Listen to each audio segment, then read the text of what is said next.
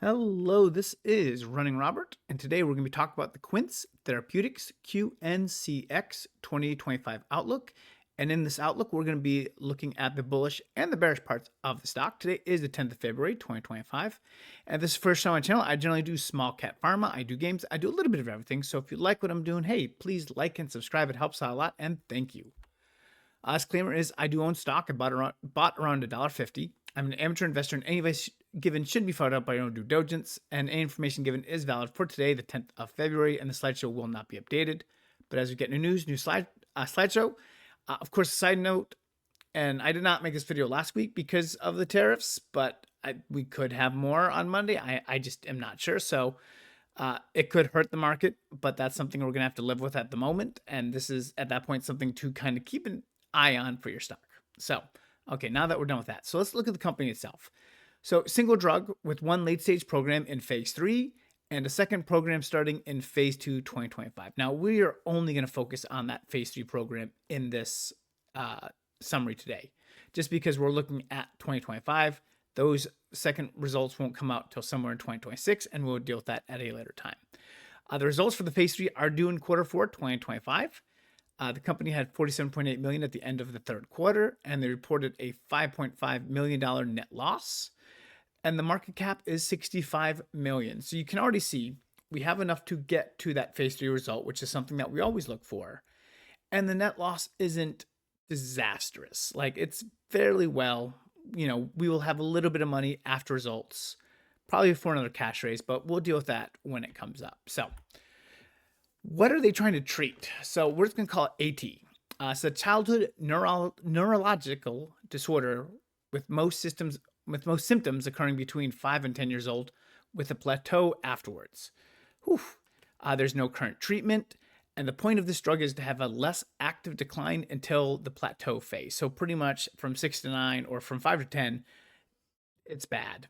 Like, you definitely lose a lot of ability to walk and everything like that. This drug is to try to decline that loss. So when you get above that age of 10, when most people start to kind of plateau and don't get any worse, that you're in better shape. The previous trial that they did show statistical improvement, which is the p-value of 0.0016 in 6 to 9 year olds. They are, however, testing it in all patients. However, there was improvement, but it was not statistically proven for that, because again, to get the statistical improvement, you need it to be below 5% is really what it comes down to. And this p-value was 0.77. So not terrible, not that far off. Obviously, this occurred during the pandemic, the beginning of it. So there might be something behind it, but the 6 to 9 year old, I mean, that is an excellent p-value right there. The phase 2 trial is under a SPA, so it's a special protocol assessment. It means that the FDA pretty much has told them exactly how to do it. And if they follow what the FDA tells them to do, they're in good shape. The business model is pretty simple. So it's going to get rare disease pricing, and that most likely will be between $200,000 and $400,000. There's an estimated 4,000 to 5,000 patients in the US. Just so you have math available to you, 100 patients at a $300K would still be $30 million in total sales. For this company, that would be wonderful just to get off the gate. That's simple enough. The company could partner, or they could go alone, since it is a rare disease. So there's a lot of options there. And we've definitely seen some companies with rare diseases not partner up and been fine, because you don't need a huge staff to do it. But we'll just see when we get there. So what's the best that could happen? Obviously, we get statistical improvement for all age groups. It's approved next year. And you already have like high sales right off the bat. So, over 100 million right to begin with. Again, I don't think this company, with their net loss as it is right now, I think they will be fine. If they can make 100, 200 million, which is definitely in the range of what they could do, it should be pretty simple. And so we're definitely thinking this is a fairly positive arrangement. Now, again, let's go over the bullish. What's the worst that could happen? So one, failed trial. That is, something that we do have to think about and expect. Now, we did get good results to begin with, but again, you have to make sure you get all the trials completed, or the company cannot get the drug quickly to market. So we do pass our trials, but we have issues. we get the assessment in and we get a CRL, and that's going to delay us by a good amount. So that's probably the best and the worst. The summary, however, this is a high risk, high reward kind of stock.